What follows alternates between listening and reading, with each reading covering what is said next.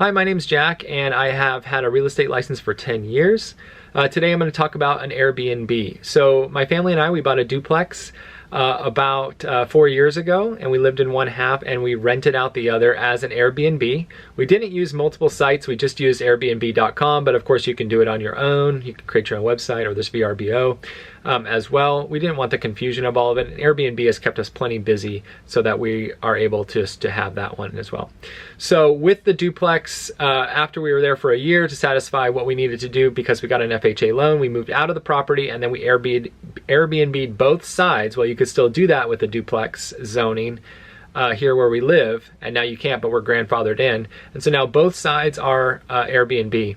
So instead of making about $3,000 top line profit, we're making about $6,000 to $8,000 top line profit. Now, of course, there's a lot more expenses. We have to pay for the for food in the house, some food in the house. We have to pay for the internet, the water bill, some streaming channel we get called Philo, the energy bill.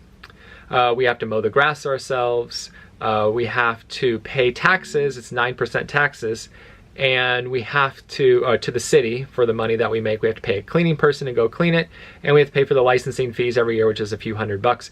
So there are a lot more expenses on that, but we're still making about $2,000 more a month than we would if it was just a long-term rental, but with a lot more hassle, I would say. Another perk that we get is if a family member comes to town and they want to stay near us, but they don't want to get a hotel, we just block it off, and then they can stay there and they're close to us, and we feel like we're putting somebody up without them being in our own home. So that's been really, really nice as well.